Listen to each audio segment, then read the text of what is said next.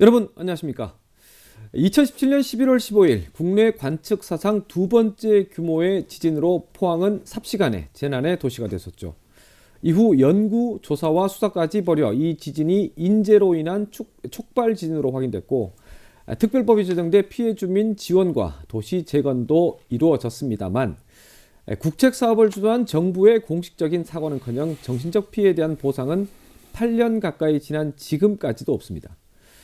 그래서 포항 시민들이 뜻을 모아 정부에 지진 피해 위자료 청구 소송을 냈는데 이 재판도 미적되면서 시간만 흘러가고 있죠. 피고인 정부 등이 원고에게 일정 부분의 위자료를 줘야 한다는 1심 판결 후 1년 반 만에 다음 달 13일에 항소심 선고를 앞두고 있습니다. 오늘 장윤세 파워 인터뷰는 얼마 남지 않은 항소심 선고 전망과 함께 왜 이렇게 재판이 늦어지는지 관련 현안들 챙겨보겠습니다. 모성은 포항지진 범시민대책본부 의장 함께합니다. 의장님 안녕하십니까? 안녕하십니까? 기분 좋은 소식으로 다시 뵙길 기대했는데 아직은 엄중한 시점입니다. 자, 바로 들어가시죠. 앞서 또 말씀드렸습니다만 국가 등을 상대로 한 포항 촉발 지진의 정신적 피해 위자료 소송이 이제 2심 항소심 선고를 앞두고 있습니다. 그동안의 과정들 좀 간략히 정리를 좀 해주시죠. 네, 이 과정은 첫 번째 포항에서 2017년 11월 15일 지진이 발생하면서 시작이 됐습니다. 지진 발생한 지 2개월 만에 우리 범대본이 지열발전소 가동 중지 가처분 신청을 포항법원에 시작을 했습니다. 네. 그리고 또 2달 만에 그 가처분 소송이 저희 범대본 승소로 이어졌습니다. 네.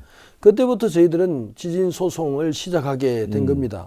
그래서 2018년 10월 15일 처음으로 저희들 지진 피해 위자료 청구 소송 소장을 포항법원에 제출했고 네. 만 5년 1개월 만에 1심 선고가 났습니다. 네. 시민들 즉 원고 승소 판결이 네. 났죠. 그리고 그 다음에는 이제 항소심 지금 하고 있는 대구 고등법원 심리가 진행되게 됐습니다. 대구 고등법원에 올라간 것은 2023년 11월 말입니다. 네. 1심 선고 나고 나서 2주 내로 항소하기 때문에 그렇습니다. 네, 네. 그리고 이제 3차에 걸친 변론을 거쳐서 이제 다음 달 5월 13일이면은 그 고등법원 항소심의 최종 선고를 기다리고 있게 된 것입니다. 3차 변론까지 거친. 네. 예. 3차 변론까지 거친 항소심. 네. 이번 항소심의 쟁점은 어떤 걸로 좀 봐야 될까요? 이번 대구 고등법원 항소심 최고 정점은 역시 인과관계입니다. 포항 지진과 네. 지열발전소와의 인과관계. 즉 지열발전에 의해서 포항 지진이 발생했느냐 하지 않았느냐 이 인과관계를 규명하는 데 시간을 대부분 할애한 것 같습니다. 네. 그러나 그 피고들이 주장하는 그 내용들이 인과관계 없다 이렇게 주장하는 거죠. 그 주장들은 대부분 지금까지 정부가 이미 인정했거나 또 이미 보고서 형태로 발표된 그렇죠. 내용인데 그렇죠. 그걸 다시 재판장 즉 법원에서 번복하는 허위사실 궤변으로 일관하고 있습니다. 두 번째 쟁점은 그렇습니다. 두 번째는 정부가 책임이 없다는 겁니다. 이게 돈 물어줄 책임이 없다. 정부 책임이 아니다. 이런 얘기죠. 그게 무슨 뜻이냐 했더니 무엇보다도 정부에서는 이런 지진이 일어날 줄, 이런 재난이 일어날 줄 몰랐다는 겁니다. 예상되지 않았다는 겁니다. 네. 말도 안 되는 천만의 말씀입니다. 네. 지진 발생을 예견하기 위해서, 포착하기 위해서 신호등 체계를 만들었다고 누차에 걸쳐 발표된 사실입니다. 네. 그리고 지진 난 날 당일날 그 JTBC 방송 뉴스룸에서 고려대학교 이진환 교수가 당일날 지진 난 당일날 나와서 하는 말씀이 오늘 아침에도 포항에서 지진이 일어날 줄 알았다고 이렇게 얘기하는 것을 보고 깜짝 놀랐습니다. 네. 그다음 세 번째는 이제 피고 대리인들이 하는 얘기가 위자료가 너무 많다 이겁니다. 1인당 300만 원씩 포항시민 다 주면 정말 국가가 힘이 들다 뭐 이런 얘기로 위자료 문제를 하고 있습니다. 네. 이것도 그렇습니다. 제가 세월호 예를 들고 싶지 않습니다만 네. 세월호 배에 탔다가 2시간 만에 살아서 내린 선생님, 교직원, 학생들이 있습니다. 그들에게 각각 8천만 원의 위자료를 지급했습니다. 그리고 그들의 배우자들에게는 3,200만 원을 주고요. 네. 그들의 부모들에게는 1,800만 원의 위자료를 지급했습니다. 네. 즉 2시간 배 타고 나왔는데 1억 이상씩 다 받은 거죠. 정말 한번 물어봅시다. 왜 세월호 때는 가만히 있으면서 포항 시민이 이렇게 이토록 큰 상처를 입었을 때는 이렇게 이런 터무니없는 주장을 하는지 알 수 없습니다. 네. 자, 어쨌든 이 항소심 결과가 선고 결과가 어떻게 나올지는 잘 모르겠지만 아직 뭐 예측은 어느 정도 할 수는 있겠지만 또 확답을 할 수 없지 않습니까? 향후 전망, 결과에 따른 향후 전망 어떻게 보십니까? 저는 한마디로 이 항소심을 분명히 우리 포항 시민 원고가 이긴다고 확신합니다. 네. 왜 그러냐면은 이 1심에서 판결문이 워낙 완벽하다고 평가가 되고 있습니다. 그리고 이것은 원고 피고 간의 논쟁과 변론에 의해서 이긴 것보다는 세계의 과학자들이 와서 증명한 그랬었죠. 사실들입니다. 네, 이렇기 때문에 과학적 증명이 뒷받침하고 있기 때문에 원심 유지가 되지 않느냐 이렇게 확신하고 있습니다. 다만 제가 우려하는 것은 행정부와 사법부가 불법하고 위법한 내용들로 재판 거래를 할 수 있다는 겁니다. 그렇죠. 지난번에 방금 얘기했던 정부가 부담을 갖는다. 뭐 이런 식으로 접근을 해서 재판부의 재판 거래도 가능할 수 있지 않느냐는 걱정을 합니다. 네. 그런 게 없다면 무조건 원고 시민들이 이긴다고 확실합니다. 네. 예. 이런 손해배상 청구 소송이 장기화하면서 사실 좀 길었지 않습니까? 네. 그래서 이제 서명 운동에 나섰고 또 대규모 골기대회도 하셨고요. 네. 이 승소를 위해서는 뭐 승소를 장담하고 있지만 그래도 시민들의 뜻이 한 군데 더 모아야 되지 않나, 이런 또 서명 운동에 동참하는 시민들이 더 많아야 되지 않냐, 이런 목소리도 계속 나오고 있습니다. 그렇습니다. 맞습니다. 300만 원에 이자가 100만 원 정도 붙어서 1인당 400만 원 정도 받을 수 있다. 뭐 이런 얘기가 지금 돌고 있는 게 사실이고요. 네. 사실이 그렇고요. 네. 그런데 중요한 것은 단서 조항, 전제 조건이 필요합니다. 재판에 이겨야 그 돈을 받을 수가 있습니다. 그럼요. 재판에 지면 뭐 300만 원이 아니라 우리가 낸 3만 원도 돌려받지 못하는 것이죠. 네. 재판이 이기는 것이 급선무입니다. 그런데 제가 오늘 말씀드릴 것은, 시민들에게 간곡히 드릴 것은, 재판도 사람이 하고 판사도 사람입니다. 이렇게 봤을 때는 50만 포항시민 전체가 생생한 살아있는 목소리를 그 재판부에 전달하게 되고 큰 소리를 칠 때 재판부의 사심이 발동하지 않을 것이라고 저는 생각하고 시민운동을 벌이고 있습니다. 네. 자, 얼마 전 기자회견에서 지진 후 지금까지 2만 4천여 명의 어르신들이 유명을 달리했다, 이런 내용을 이렇게 공개적으로 말씀하셨는데 시사하는 바가 크죠? 예, 그렇습니다. 저희들 사망 통계를 보면 포항시의 1년에 포항시의 인구 중에 3천 명이 사망합니다. 그러니까 7년 6개월 해보면 약 한 2만 4천 명 정도 돌아가셨다. 이렇게 계산이 나오죠. 네. 그런데 그렇습니다. 억만금을 준다 해도, 위자료가 300, 400, 500이 아니라 억만금을 준다 하더라도 죽고 나서 받는 게 무슨 의미가 있겠습니까? 무슨 소용이 있겠습니까? 그래서 어떤 위자료, 어떤 결과더라도 가급적 빨리, 하루 빨리 결과가 나와야 한다는 시민들의 바람입니다. 1심이 2023년 11월 16일이었고 그로부터 1년 정도 후에 뭐 늑장 변론이 좀 열렸지만 갑자기 또 2심이 선고가 됩니다. 왜 이렇게 봐야 될까요? 예, 다행입니다. 그나마 선고일이 앞당겨진 것 같은 느낌이 들었고요. 저희들이 예측한 것보다는 조금 더 앞당겨졌는데. 물론 1심이 5년 정도 걸렸다 그랬나요? 네, 그렇죠. 5년 1개월 걸렸는데 저희들이 이제 답답한 마음에 2심에서부터는 재판 촉구 운동을 했죠. 서명 운동을 했는데 1심이 5년 1개월이라는 긴 기간을 할애했기 때문에 그런지 저희들 생각은 우리 포항 시민들이 뭐 작년부터 1년 전부터 말이죠, 계속해서 재판 촉구 운동을 했습니다. 서명 운동하고 골기 대회도 했습니다. 아마도 우리 시민들이 힘을 모아서 그리고 소리친 것이 아마도 영향을 미쳤지 않을까, 그런 생각이 됩니다. 한편으로는 진작부터 이렇게 좀 뭐라 해야 될까요? 압박을 됐다고 해야 되나요? 이런 목소리가 좀 훨씬 더 커졌으면 했던 그런 뭐 발언들도 있었는데, 어쨌거나 가뜩이나 지금 뭐 이런 재판 판결이 늦어지고 있는 가운데 최근에 뭐 어떤 탄핵 정국에 이어서 뭐 조기 대선 정국, 이런 정국 혼란이 재판에 또 영향을 줄 수 있지 않나, 이런 얘기들도 나옵니다.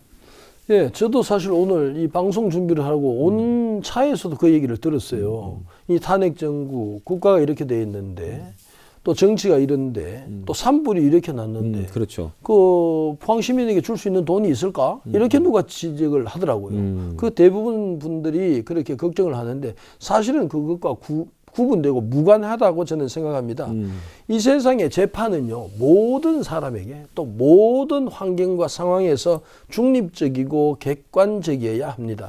이 세상에 어떤 일이 일어나더라도 재판부는 정의를 판단하는 데 있어서 객관적으로 정의만 시연하고 보여줘야 하는 게 사실입니다. 네. 그래서 만약 그런 시중의 상황, 정치 상황에 재판에 영향을 준다면은 그리고 뭐 돈이 없어서 못 준다 뭐 이런 게 영향을 준다면은 그게 곧 사법농단입니다. 그게 곧 재판 거래가 되는 셈이죠. 그 얘기 안 들으려면은 그 욕 먹지 않으려면 정확하게 정당하게 바르게 판결 내려야 된다고 저는 생각합니다. 불과 얼마 전에 우리는 기억합니다. 양성태 대법원장의 사법농단 사건이요. 그 법원 항고법원 설치에 대해서 행정부와 서로 협의를 하게 되는 거죠. 그래서 재판 거래가 있다고 해서 양성태 대법원장은 물론이고 네. 법원 행정처장 그리고 판사들 다수가 구속 기소된 바가 있습니다. 그런 일이 절대 벌어지지 않기를 저는 바람하지 않습니다. 네. 앞서서 제가 2만 4천여 명의 어르신들이 지진 이후에 유명을 달리했다 이런 뭐 말씀도 나눴고요. 어쨌든 이렇게 재판이 늦으면 늦어질수록 사실 체감도도 떨어지고 또 기억에 잊혀지는 면도 있고 그래서 보상의 의미는 또 퇴색될 수도 있다. 이런 부분이 참 우려되는 부분 아니겠습니까? 옳습니다. 단순한 돈의 기준으로 볼 것이 아니라 돈이라도 같은 돈을 주더라도 미리 먼저 주는 그 효과도 있지 않습니까? 그럼요. 예. 예. 그래서 그게 이제 조삼모사라는 표현도 옛말에도 있고요. 네. 그 원숭이에게 주는 네, 것도 있는데 같은 돈이라도 빨리 주는 게 정부는 생각을 한번 다시 해봐야 됩니다. 많은 돈을 주고도 질질 끌다가 네. 시민들로부터 분노만 사게 되고 이렇게 무슨 소용이 있겠습니까? 정부나 피고 측 변호인들은 깊이 있게 생각을 해주시면 고맙겠습니다. 네. 일각에서는 이제 소송에 참여하면서 소송 비용 다 이게 뭐 지급을 했고 뭐 그렇게 크진 않지만 내라고 했는데 위자료는 단 한 푼도 못 받는 게 아니냐 이런 염려도 나오는 게 사실이거든요. 시민 입장에서는 이런 부분에서 야 내가 이렇게 소송에 이만큼 참여했는데 야 이렇게 재판이 길어지면 처음에 1심에서 300만 원 정도 주라고 했는데 이거 300만 원까지 못 받겠는데 이런 의문이 나올 수밖에 없거든요. 어떻게 보십니까? 예, 그렇습니다. 시민 입장에서는 충분히 그런 말씀도 하실 수 있는 거죠. 네. 지나다 보면 시민들이 저에게 묻기도 합니다. 돈 언제 주노? 돈 언제 나오노? 이렇게 저에게 마치 맡겨놓은 사람처럼 묻기도 어머님도 저한테 묻습니다. 하죠. 예. 그런데 이거는 그래서 서명운동도 필요하다는 겁니다. 이 돈은 정부가 줘서 받는 게 아닙니다. 정부와 재판에서 이겨서 승소해서 가져오는 것입니다. 무조건 먼저 정부로부터 이겨내야 됩니다. 재판에서 승소하는 것이 전제 조건입니다. 그렇죠. 이렇게 얘기를 하죠. 그렇죠. 이런 차원에서 시민 서명운동도 굉장히 의미 있다고 저는 봅니다. 네.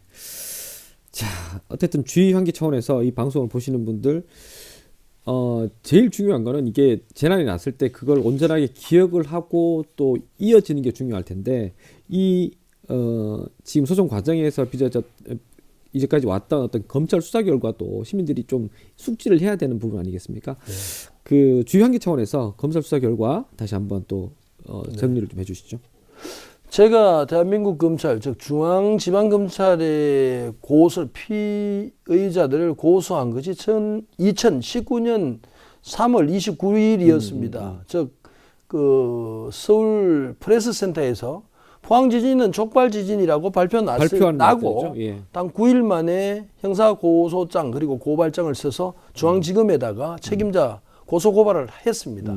그대로 계속 수사가 진행이 됐어요. 했는데 발표를 못하고 있다가 작년에 이제 1심 결과 2023년 1심 결과가 나오고 나서 민사재판 결과가 나오고 나서 그 다음에 2024년에 수사를 종결짓고 기소를 했습니다. 책임자 기소를 했습니다.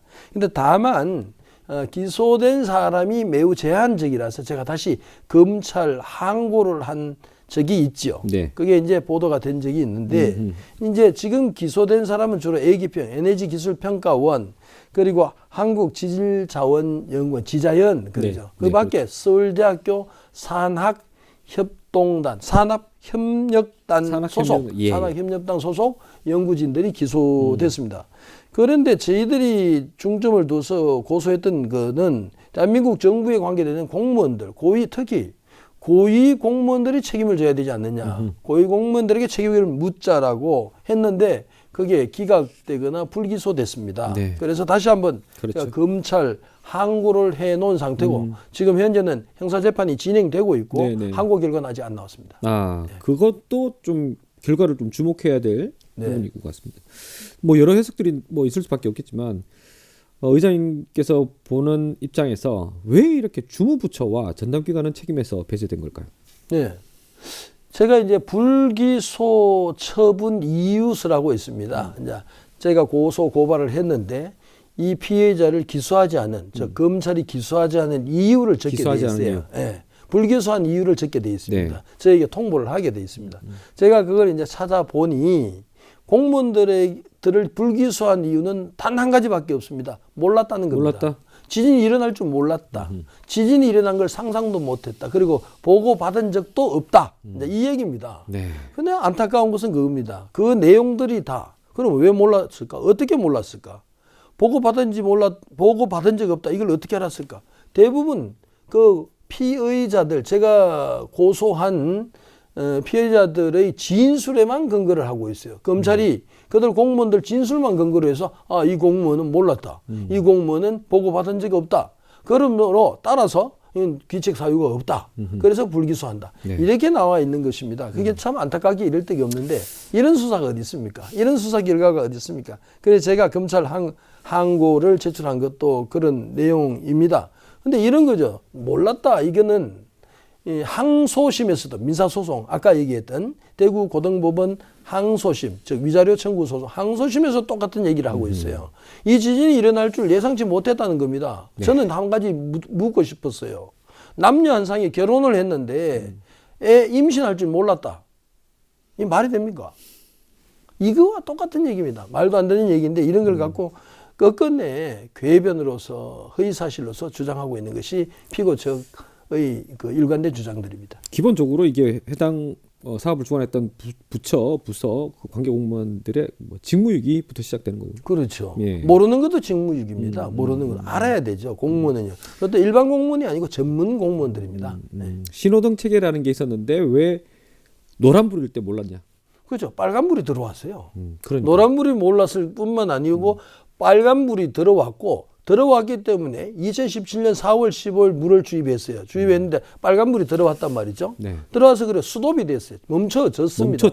물 주입을 멈춰 이렇게 됐단 말이에요. 근데 이제 또 넣었다는 얘기입니다. 그런데 모르고 지진 날 줄 모르고 또 넣었다?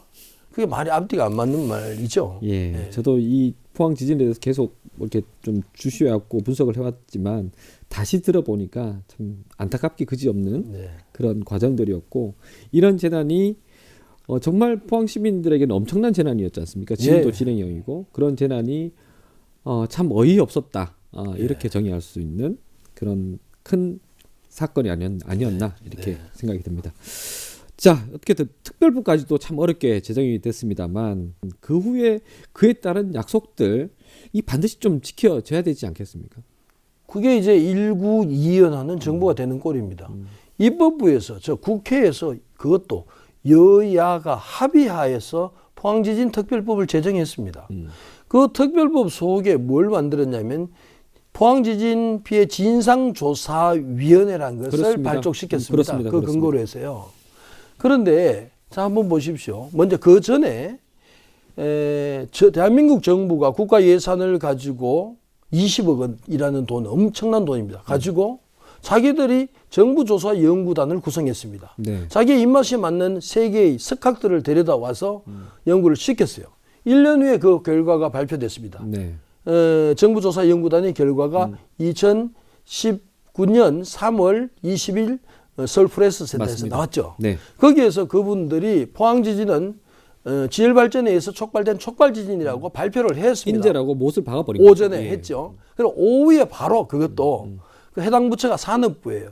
산업부 장관은 그때 이름으로 정승일 차관이 나와서 기자회견이라는 수단을 통해서 대국민 담화를 발표합니다. 그런데 뭐냐? 오늘 오전에 있었던 정부조사 연구단의 연구 결과 발표를 모두 겸허히 수용한다. 이렇게 발표했습니다. 사실상 인정하는 얘기죠. 그렇죠. 인정했죠. 예. 자, 보세요. 정부가 인정하고 자기가 또 발표까지 했고, 그다음 국회 입법부에서 법을 만들고 진상조사위원회를 만들었고 또 진상조사위원회에서 조사를 해서 또 거기에서 정부의 기촉 사유를 발표했습니다. 뿐만 아니라 감사원에서 감사 결과 보고를 발표해서 또 징계도 했죠. 그리고 마침 또 1심 법원의 사법부에서 또 포항 지진으로 인해서 피해를 입은 시민들에게 300만 원을 지급하라 이렇게 또 1심 법원 판결도 났습니다. 네. 이런 상태에서 지금 와서 그거 지진, 포항 지진, 지열발전하고 무관하다. 인과관계 없다. 이렇게 주장하는 말도 안 되는 일이 있겠습니까? 네. 네. 착잡합니다. 네. 자, 이제 항소심 선고가 한 20여일 앞으로 다가왔는데요.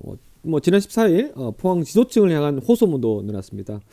이 자리를 빌어서 다시 반복되겠지만 어떤 목소리에 좀 힘을 좀 실었습니까? 예, 한마디로 말씀드리면 이 어려울 때 우리 포항 지역 사회가 대동 단결해야 합니다. 이렇게 부탁을 드렸습니다. 어려울 때 보통 갈라지거든요. 네. 이때 우리가 대동 단결해야 됩니다. 그런데 이 대동 단결할 수 있는 이유가 있습니다.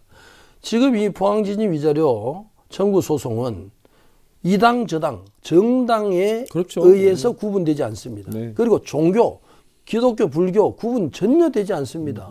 연령에 대해서 또 구분되지 않습니다. 포항에 살고 있는 시민이라면 오로지 하나가 될 수 있는 대동단결할 수 있는 최고의 이 포인트입니다. 그런데 이때를 점해서 시민 권익을 위해서 지도자, 첫 번째 지도자 여러분 신경 좀 써주십시오. 포항을 앞서가는 포항 시민들을 끌고 가는 지도자 여러분들께 간곡히 부탁했습니다. 앞장서 달라고 제발 부탁드렸습니다. 두 번째는요. 큰 정치 지도자 외에도 마을 단위의 지도자들도 계십니다. 그게 바로 이 통장 여러분들입니다.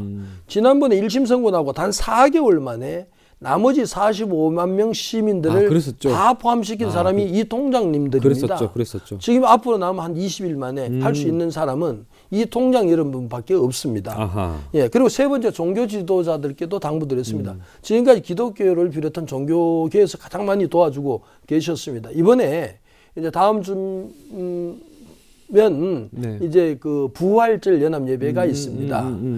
그리고 그 다음 달이면은 4월 초파일 있지 않습니까?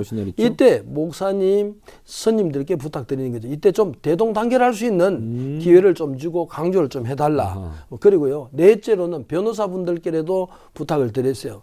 지금 이 포항시에 있는 50명의 변호사 전원이 거의 다 이 소송에 동참하고 있다고 해도 과언이 아닙니다. 네. 그렇다면 지금 선행으로 추진되고 있는 저 재판에 몇몇 공공소송단 소속 변호사들만 열심히 할 게 아니라 비록 직접적인 관계는 없지만은 한 배를 탔다고 생각하시고 그 깊고 높은 지혜를 보태달라고 부탁을 드렸고요. 마지막 시민 여러분들께 시민 권익, 아무리 정당한 시민 권익이라도 스스로 지켜야 된다. 시민 스스로가 정당한 권익을 부르짖자, 함께 동참해달라. 이렇게 제가 부탁을 드렸습니다. 참, 긴 시간 동안 의장님도 고생을 하셨지만 여러 지진 관련 단체들도 좀 애를 많이 썼는데 지진특별법이 제정될 때에 우리 포항 시민들의 염원이 이 마지막 소송에서도 좀 빛이 이제 더 빛나게 이렇게 좀 마무리됐으면 하는 생각입니다. 끝으로 이 자리를 빌어서 정부에게도 하고 싶은 말 하시고 이 시간 마치겠습니다. 네. 이 자리를 빌어서 정부 관계자들에게도 당부를 드립니다. 포항지진이 발생한 지 7년 6개월이 지났습니다. 7년 6개월이 지났음에도 불구하고 제대로 규명된 것, 제대로 보상된 것은 하나도 없습니다. 그중에 시민들의 상처는 점점 깊어가고 심각해지고 있습니다. 촉발지진으로 인해서 단 하나밖에 없는 어머니를 잃은 자식도 있고 세상에 나와보지도 못한 채 그 아름답고 예쁘고 귀여운 어린아이가 뱃속에서 유산 낙태된 사례도 많습니다. 뿐만 아니고 포항시민 많은 사람들이 그러한 트라우마로 인해서 자살하거나 아직도 괴로워하고 있는 것이 현실입니다. 정부 관계자 여러분, 포항 시민의 아픔을 한 번만 헤아려 주시면 고맙겠습니다. 더 이상 포항 시민으로 하여금 분노하게끔 하지 않았으면 좋겠습니다. 또 한 가지 더 부탁드립니다. 시민 여러분, 이건 마지막 기회입니다. 시민 여러분들이 관심을 갖고 얼마 남지 않는 시간 동안에 시민 서명운동에 동참해 주시기를 다시 한번 당부드립니다. 고맙습니다. 네, 오늘 말씀 고맙습니다. 감사합니다. 네, 가혹할 만큼 큰 상처를 남긴 포항 촉발 지진은 국가의 책임이 있다는 사실이 여러 경로로 확인됐습니다. 하지만 국가의 대응은 신뢰를 잃어가고 있고 그에 대한 분노는 커지고 있습니다. 순리라는 게 있습니다. 정부는 이 한 단어를 다시 한번 곱씹어야 할 것입니다. 장우수의 포항 인터뷰 오늘 준비한 수는 여기까지입니다. 함께해 주신 여러분 고맙습니다.